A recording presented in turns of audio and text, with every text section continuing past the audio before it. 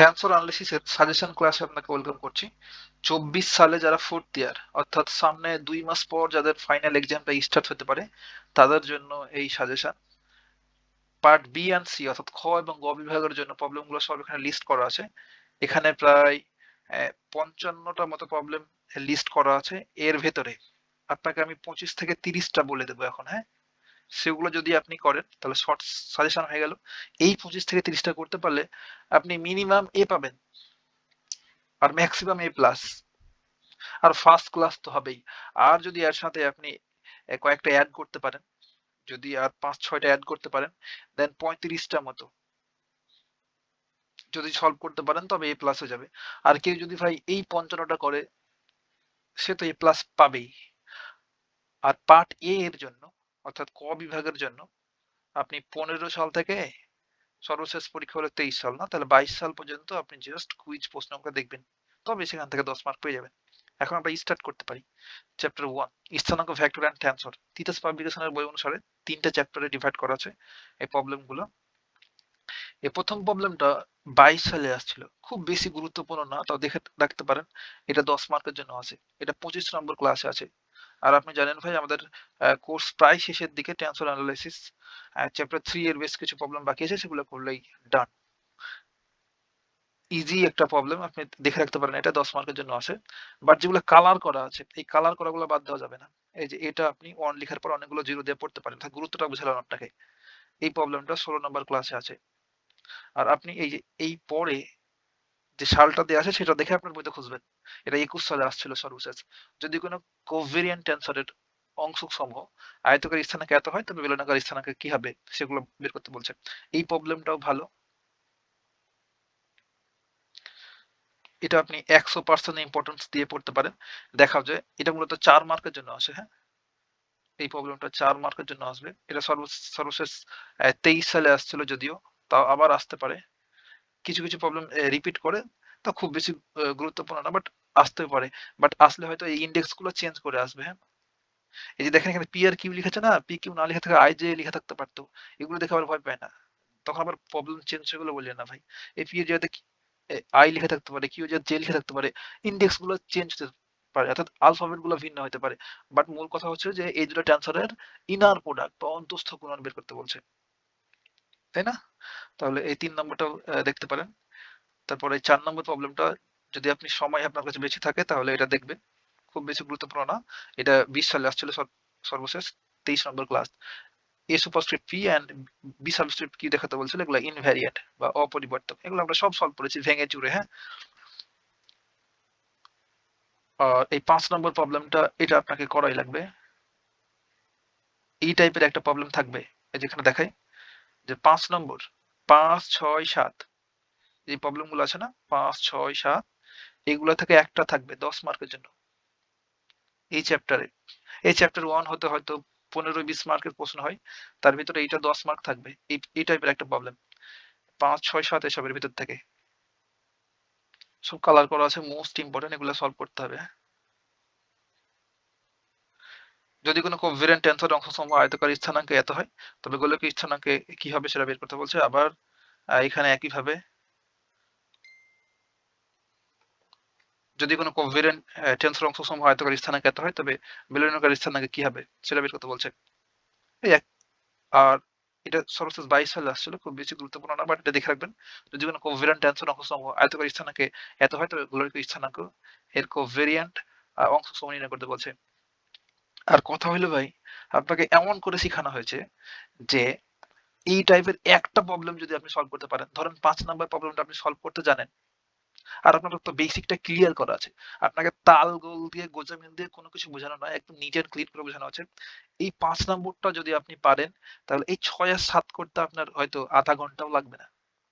অর্থাৎ এগুলোতে একটু এফোর্ট দিলেই তো শেষ। একটা প্রবলেম আপনি ভালোভাবে বুঝেছেন মানে বাকিগুলা সেম টাইপ তো, এগুলো জাস্ট খালি কোঅর্ডিনেট সিস্টেম গুলো চেঞ্জ হবে। আর কোঅর্ডিনেট সিস্টেম চেঞ্জ করার ওই 3টা ফর্মুলা জানলেই ইটস ওকে। তাহলে এই 7টা প্রবলেম হলো। তাহলে এই পেজ থেকে আপনি যারা একবারে পাস করার জন্য পড়বেন ভাই তারা শুধু কালার করাগুলো, হ্যাঁ, এই যে এই কালার করাটা এটা না করলেও হবে।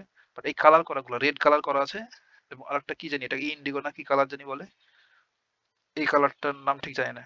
এই কালার করা আছে। এই কয়েকটা করবেন এখান থেকে ১, ২, ৩ আর ৪ টা ধরেন এই পেজ থেকে করবেন যারা শুধুমাত্র পাস করতে চান কিংবা ফার্স্ট ক্লাস লাগবে তারা। আর যারা A+ তারা সবগুলাই দেখতে পারেন। এগুলো খুব বেশি কঠিন না। দেন আমাদের এখানে ৮ নম্বর প্রবলেমটা দেখব। এটা সর্বশেষ ২২ সালে আসছিল। এই ৪ মার্কের জন্য দিলেও দিতে পারে। হ্যাঁ, দেখতে পারেন ২২ সালে আসছিল। এটা ক্লাস নাম্বারটা লিখতে ভুলে গেছি। এই সবগুলো প্রবলেম কিন্তু সলভ করে দেয়া আছে। আর যারা এক্সট্রা পড়তে চান ভাই, টাইম অনেক বেশি আছে আপনার কাছে তখন আপনি এই ৯, ১০ এগুলো দেখবেন। আর যারা শুধুমাত্র পাস করার জন্য দরকার নাই এই ২ টা দেখার এখন, হ্যাঁ? এগুলো মূলত ৪ মার্কের জন্য আসে। এখন চ্যাপ্টার ২ শুরু হলো। বাট চ্যাপ্টার ১ আবার বলি, আপনি চ্যাপ্টার ১ এ ভাই টার্গেট করবেন এই প্রবলেম গুলাকে। এই যেখানে দেখালাম না ৫, ৬, ৭ এই টাইপের একটা ১০ মার্কের জন্য আসবে। আর বাকি যা আছে এগুলা এই যে ২ নম্বরটা ১০ মার্কের জন্য আসে। তাহলে এই ২ আবার বলি ২, ৫, ৬, ৭ এই ৪ টা থেকে আপনি ১০ মার্ক পাবেন। আর বাকি যেগুলো আছে এগুলো ৪ মার্কের জন্য আসে। আর ১ নম্বরটা তো ২২ সালে আসছিল। হয়তো দিবে না ওটা। তাহলে এতটুকুই ছিল চ্যাপ্টার ১। এখন চ্যাপ্টার ২। এই চ্যাপ্টার থেকে মিনিমাম ৩০ মার্কের বেশি থাকবে। ৩৫ মার্কও হইতে পারে। কখনো হয়তো ৪০ মার্কও থাকে। মিনিমাম ৩৫ মার্ক ধরে রাখতে পারেন এই চ্যাপ্টার থেকে। এ ক, খ আর গ অর্থাৎ এ, বি, সি ৩ টা পার্ট মিলিয়ে এই চ্যাপ্টার থেকে আপনি ৩৫ মার্ক ধরতে পারেন মিনিমাম। ৩০ মার্ক তো হবে। তাহলে ফার্স্ট প্রবলেমটা হচ্ছে যে সহযোগী টেন্সর এই দুটোর মধ্যে সম্পর্ক স্থাপন করতে বলছে। এটা ৩৪ নম্বর ক্লাসে আছে। এটা মোস্ট ইম্পোর্টেন্ট। এটা বাদ দেওয়া যাবে না। এই দুটো এটা ৪ মার্কের জন্য মূলত এসে থাকে। হ্যাঁ? এটা ১০ মার্কের জন্য আসবে। এই ১২ নম্বর প্রবলেমটা মোস্ট ইম্পোর্টেন্ট। এমন টাইপের একটা প্রবলেম আসতে পারে। এটা বাদ দেওয়া যাবে না। ৪৪ নম্বর ক্লাস। আর আপনি এই যে সেই সালগুলো দেখে যাবেন। আপনার বইতে খুঁজবেন। এটা সর্বশেষ ২০ সালে আসছিল। এটা সর্বশেষ ১৬ সালে আসছিল। এই ১৩ নম্বরটা মোস্ট ইম্পোর্টেন্ট। প্রমাণ করো যে এত একটি দ্বিমাত্রিক প্রতিচল টেন্সর অথবা দেখা যায় এটা ২ র্যাঙ্কের বা ২ মাত্রার প্রতিসম কন্টাভেরিয়েন্ট টেন্সর। Most important. এটা ৬২ নম্বর ক্লাস। তারপর ১৯ নম্বরটা এটাও আসতে পারে মোস্ট ইম্পোর্টেন্ট। এই যে আবার একই টাইপের আমরা প্রবলেমে চলে আসছি। একটা পারলে বাকিগুলো সলভ করা খুবই সহজ আরকি। এখন এখানে দেখাই এই যে ১৯ নম্বর প্রবলেমটা, হ্যাঁ? ১৯ নম্বর উম এখানে ১৯ আর পরের পেজে দেখাচ্ছি। আর এখানে বেশ কিছু গুরুত্বপূর্ণ প্রবলেম রয়েছে। এগুলো বাদ দেওয়া যাবে না। এটা হচ্ছে ৩৮ নম্বর ক্লাসে। এই ২১ নম্বর প্রবলেমটা, ২২ এই ২৩ নম্বরটাও করবেন। আর এখানে একটা কথা বলি যে এই যে এখানে কিন্তু মিস্টেক করে, হ্যাঁ? এই ১৩ র পর এই যে ভাই এখানে ১৩ র পর একবারে ডাইরেক্ট ১৯ লিখা আছে, হ্যাঁ? এর ভিতরে ৫ টা গ্যাপ। মানে এখানে কোনো প্রবলেম ছিল না। ২২ ঝকে ১৩ র পর ১৯ লিখা হয়ে গেছে। তো আপনি মনে করেন এখানে অনেকগুলো প্রবলেম, না মোটেও না। এখানে ৫ টা প্রবলেম নাই। নাই বলতে জাস্ট মিস্টেক। ১৩ র পর ১৪ লিখার পরিবর্তে ১৯ লিখা হয়ে গেছে। দেন এখানে ২০ বুঝতে পারলাম? তো এই ২০ নম্বর প্রবলেমটা আপনার যদি হাতে টাইম থাকে তবে করতে পারেন। সহজ আছে। এই যে ২০ নম্বর প্রবলেমটা ইজি। বাট দরকার নাই যারা শুধুমাত্র পাস করার জন্য পড়ছেন। যদি ইকুয়ালিটি এই যে এটা হচ্ছে ৪২ নম্বর ক্লাসে রয়েছে। এটা সর্বশেষ ২১ সালে আসছিল। এটা দেখা যেতে পারে, হ্যাঁ? এটাকে যদিও কালার করে রাখিনি বাট আপনি এটা দেখতে পারেন। এটাই ভালো। এটা ১০ মার্কের জন্য আসবে। তাহলে সবগুলো তো বললাম নাকি? আপনি পজ দিয়ে দেখে নিবেন, হ্যাঁ? কোথায় কোনটা আছে। কালার করাগুলো বাদ দিয়েন না ভাই। তাহলে এখানে ২৩ নাম্বার শেষ হলো। এবার ২৪ নাম্বার প্রবলেম। এই ২৪ নাম্বার প্রবলেমটা আমরা ৪৬ নম্বর ক্লাসে সলভ করেছি। বেলুনাকার স্থানাঙ্ক পদ্ধতিতে ইকুয়ালিটি জগতের মেট্রিক নির্ণয় করতে বলছে। এই যে ২৪ নম্বর, তারপর গোলকীয় স্থানাঙ্ক পদ্ধতিতে মেট্রিক ২৫ নম্বর, তারপর এই ২৬ আর ওখানের দেখছিলাম একটা এই যে এখানকার যে ১৯ নম্বর, যদিও ১৩ এর পর ১৪ হওয়ার কথা বাট ১৯ লিখে রাখছি। এই ১৯ নম্বর, ১৯ নম্বর, তারপর ২৪, ২৫ এগুলো সব সেম টাইপের। অর্থাৎ কনসেপ্টটা সেম। ফর্মুলা চেঞ্জ হবে। আর এই ২৬ এই ৪ টা থেকে আপনি ১০ মার্ক পাইতে পারেন। ১০ মার্ক ভাই, সত্যি ১০ মার্ক। তারপরে এইটা, এই ২৭ নম্বরটা, এটা ৪ মার্কের জন্য মূলত আছে। আর প্রমাণ করো যে এসব মামুলি প্রবলেম এগুলো আপনি এমনিতেই পারবেন। যদি আপ ভালো মতো বুঝে থাকেন তাহলে এগুলো তো আপনার সলভ করতে ভাই ৩-৪ মিনিটের বেশি লাগার কথা না। এই যে এই প্রবলেমগুলো, এগুলো 4 মার্কের জন্য আসবে। মোটেও 10 মার্ক না। আর ২ টা যদি একসাথে থাকে, ২ টা একসাথে থাকলে হয়তো 10 মার্ক দিবে। বাট এভাবে দেয় না। 10 মার্কে দেওয়ার জন্য অনেক প্রবলেম আছে।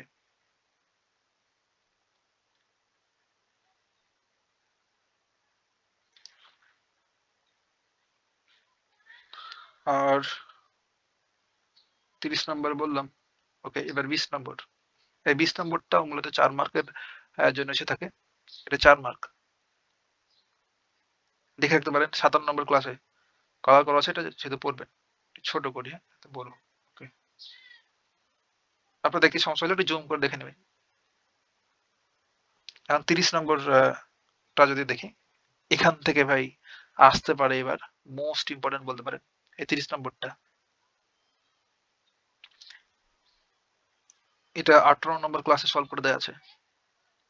আর 31 নম্বর এই টাইপের একটা আসলে আসতে পারে। এটা সর্বশেষ 22 সালে আসছিল।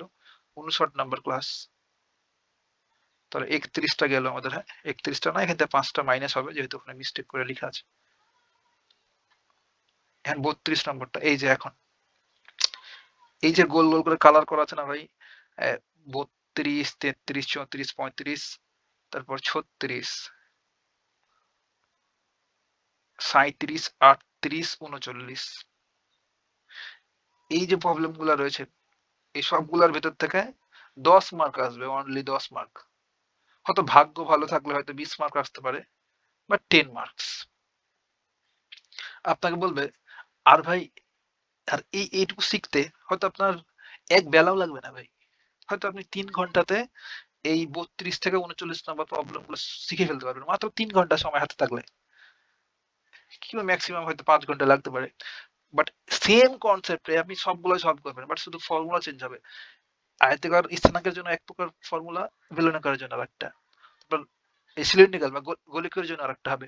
এই তো স্ফেরিক্যালের জন্য একটা হবে। এই তো শেষ। আপনি তো মজা করে এগুলো শিখেছেন নিশ্চয়ই কোর্সে যুক্ত থাকলে।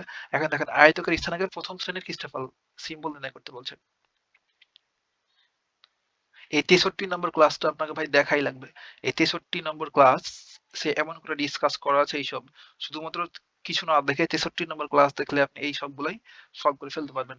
ফার্স্ট 63 নম্বর ক্লাসটা দেখার পর আপনি যদি তারপর টিউটোরিয়াল নাও দেখেন, এই টিউটোরিয়াল গুলো আপনি বই দেখে সলভ করে ফেলতে পারবেন। আয়তকার স্থানাঙ্কের প্রথম শ্রেণীর ক্ষেত্রফল প্রতীক বা ক্ষেত্রফল সিম্বল অফ ফার্স্ট কাইন্ড এটা নির্ণয় করতে বলছেন। এটা সর্বশেষ 19 সালে আসছিল। বাট আপনি এগুলো 3 স্টারে কিংবা 100% গুরুত্ব দিয়ে পড়তে পারেন এগুলা। বাট আমি মনে করি এই সবগুলাই পারার কথা, যেহেতু সবগুলাই সেম, সেগুলো এখানে সাজেশন দেওয়ার আর কিছু নাই এটাতে। আর এটা একটু আপনি, আর যারা ভাই পাস্ট করার জন্য করবেন, আর ঠিক মতো আপনি বুঝতে পারছেন না প্রবলেম, বাট দেশে ভাই যারা আপনাকে ট্রান্সফার পড়ায়, সত্যি কথা বলতে যারা বেশি ফ্যামিলিয়ার আছে, 700-800 টাকা করে কোর্স সেল করে আর ধরেন পড়েন তাদের কাছে, তারা ভাই সত্যি বলতে কেউ ট্রান্সফার জানে না। আপনার জাস্ট টোটাল মুখস্থ করাবে। তো তাদের কাছে পড়লে আপনার কাছে এগুলো জটিল কঠিন মনে হবে। তারা শুধুমাত্র এই যে রেড কালার করা আছে না সেগুলো করবেন তবেই হবে।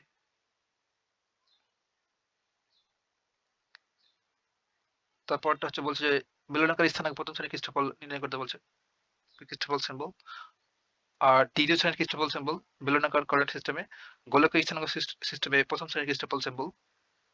এটাতে গোলকের স্থানাঙ্ক দ্বিতীয় শ্রেণীর। এটা 12 সালে আসছিল। এটা আপনি ইগনোর করতে পারেন চাইলে। 12 সালে তাও দিতে পারে ভাই। খুবই সহজ জিনিস এগুলো, হ্যাঁ? একটা পারলে বাকি সবগুলাই পারবেন। তার জন্য আমি আশা করছি যে আপনি সবগুলাই সলভ করে ফেলবেন। এক বেলা মতো লাগবে হয়তো। যদি আপনি আগে কখনো পড়ে না থাকেন। আর পড়ে থাকলে তো এইটা ২-৩ ঘন্টায় আপনি করে ফেলতে পারবেন। আর বাট এইটা আপনাকে করতে বলব না যে ৩৮ নম্বর প্রবলেমটা। এটার সলভটা সহজ। বাট এই ৩২, ৩৩, ৩৪, ৩৫, ৩৬, ৩৭, এই ৩৯, এই যে প্রবলেম গুলা রয়েছে, এই প্রবলেম গুলো তো 3 ডাইমেনশনাল, ৩ টা ডাইমেনশন। বাট এই ৩৮ নম্বর প্রবলেমে ৪ টা ডাইমেনশন। দেখেন এক্স একটা, ওয়াই একটা, জেড একটা, আবার এখানে একটা ফাংশন দেয়া আছে। ৪ টা ডাইমেনশন। দেন এটা হিউজ একটা প্রবলেম। এটা সলভ করতে আপনার ১ ঘন্টা লেগে যাবে এক্সামে। তাহলে দরকার নাই এই ১০ মার্কের জন্য ১ ঘন্টা ব্যয় করার। তার জন্য আপনাকে বলছি যে এই প্রবলেমটা আপনার দেখার দরকার নাই। বাট বাকিগুলো যদি আসে, এগুলো সলভ করতে আপনার আস্তে আস্তে করলেও ৩০ মিনিট হয়তো লাগবে। জোরে করতে পারলে হয়তো 25 মিনিটে সলভ করে ফেলতে পারবেন। তো বাকিগুলো করবেন। মোস্ট ইম্পোর্টেন্ট এটা। এর 3 স্টারে পড়বেন কিংবা 100% ইম্পোর্টেন্স দিয়ে। তাহলে এগুলা। বাকি যে কয়টা আছে, হ্যাঁ? সবগুলাই 100% ইম্পোর্টেন্স দিয়ে পড়বেন। তাহলে চ্যাপ্টার 2 গেল। এবার চ্যাপ্টার 3 ট্রান্সফারের সহজ রূপান্তরীকরণ এর ব্যবহার। Most important chapter. এখান থেকে পার্ট সি অর্থাৎ গ বিভাগে মিনিমাম 3টা থাকবে। এই চ্যাপ্টার 3 থেকে গ বিভাগে মিনিমাম 3টা থাকবে। আর এই চ্যাপ্টার 2 থেকে গ বিভাগে মিনিমাম 2টা। আর চ্যাপ্টার 1 থেকে মিনিমাম গ বিভাগে 1টা থাকবে। তাহলে কত হলো? 3 আর 3 6টা। আর যে 2টা গ বিভাগে টোটাল 8টা প্রশ্ন থাকে না? তাহলে ওই 8টা ভাই মিলাই ঝিলাই দিবে। তাহলে এই চ্যাপ্টার 2 থেকে 2টা, চ্যাপ্টার 3 থেকে 3টা আর চ্যাপ্টার 1 থেকে হচ্ছে 1টা। টোটাল হলো 6টা। আর টোটাল প্রশ্ন থাকে আমাদের পার্ট সি তে গ বিভাগে 8টা। তাহলে আর 2টা হয়তো চ্যাপ্টার 2 থেকে আরেকটা বাড়িয়ে দিতে পারে কিংবা চ্যাপ্টার 1 এর কিছু চ্যাপ্টার 2 এর কিছু মিলে আরেকটা দিতে পারে। এমন করে দিবে, হ্যাঁ? কিংবা চ্যাপ্টার 1 থেকেই 2টা দিতে পারে। তেমন করে 8টা হবে আরকি। Chapter 3 most important chapter.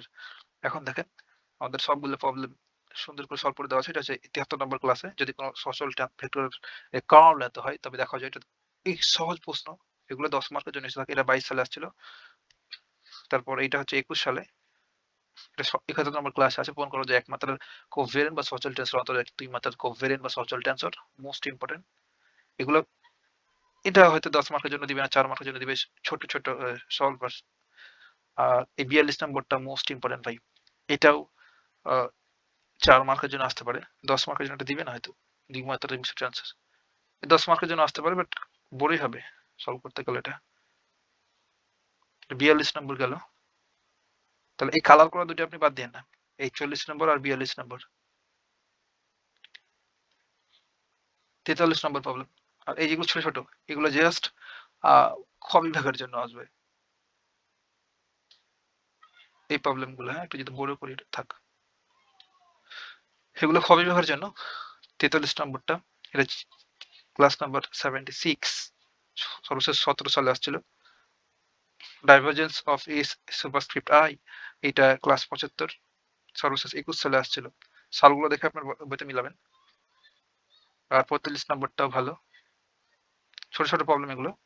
এগুলো খ বিভাগের জন্য দেওয়ার জন্য টিচাররা বসে আছে, হ্যাঁ? এটা সর্বশেষ 19 সালে আসছিল 78 নম্বর ক্লাসে। আর এই ক্লাস নম্বরটা দেওয়া হয় নাই, বাট আছে কিন্তু সব সলভ করা আছে। এটা 80 নম্বর ক্লাস। 48 নম্বরটা যাদের হাতে সময় আছে ভাই সবকিছু সলভ করে ফেলেছেন, এখন রিভিশন দিচ্ছেন কিংবা অন্য কিছু কি সামান্য কিছু বাকি আছে তারা সবগুলাই কইরেন। তাহলে আপনি আপার হ্যান্ডে থাকবেন। কোনো কথা ছাড়া এই প্লাসটা পাবেন। আর যাদের প্রিপারেশন খুব ভালো না ভাই তারা কালার করাগুলো পড়েন। আপনি মিনিমাম ফার্স্ট ক্লাস পাবেন। আর ম্যাক্সিমাম এ প্লাস হয়ে যেতে পারে এই 25 সিরিজটা পড়লেও। আর এই কত নম্বর এটা? 49 49 নম্বর প্রবলেম। এইটা 10 মার্কের জন্য আসবে। একটু ভালো এটা। তারপরে রিম্যান ক্রিস্টোফল টেনসরের প্রতিসম এটা এই প্রতিসম যে প্রপার্টি গুলো রয়েছে অপ্রতিসম সেগুলো নিয়ে ডিসকাস করতে বলছে। এটা সর্বশেষ 22 সালে আসছিল। আপনি চাইলে দেখে রাখতে পারেন এটা। বাট খুব বেশি গুরুত্বপূর্ণ না। এটা মোস্ট ইম্পর্টেন্ট। এটা সর্বশেষ 19 সালে আসছিল। তারপর রিসি টেন্সর এটা প্রতিসম। এটা ধরেন পরীক্ষায় চলে আসছে এমন টাইপের একটা প্রবলেম। 53 নম্বরটা দেখতে পারেন। দেখো যে এটা যদি 22 সালে চলে আসছে এটা দিলেও দিতে পারে। মোস্ট ইম্পর্টেন্ট বলতে পারেন। ভালো একটা প্রবলেম। যে দেখা যায় সমতলে জিওডেসিক সরলরেখা নির্দেশ করে। এই সর্বশেষ 22 সালে আসছিল। এবার এই 54 নম্বর প্রবলেম রিসির উপপাদ্য বর্ণনা প্রমাণ করতে বলছে। এটা 10 মার্কের জন্য আসবে। তারপর 56 নম্বরটা দেখতে পারেন। এটা সর্বশেষ 22 সালে আসছিল। এগুলো 10 মার্কের জন্য আসে মূলত। 57 নম্বরটাও ভালো। সর্বশেষ 21 সালে আসছিল। একইভাবে 54, 59, 60 এগুলো আপনার কাছে সময় থাকলে দেখবেন ভাই। তাছাড়া দেখা দরকার নাই। আপনি পজ দিয়ে এগুলো জাস্ট খাতা লিখে নিতে পারেন কিংবা হোয়াটসঅ্যাপে জাস্ট আমাকে নক দিবেন। আমি আপনাকে পিডিএফটা দিয়ে দেবো, হ্যাঁ?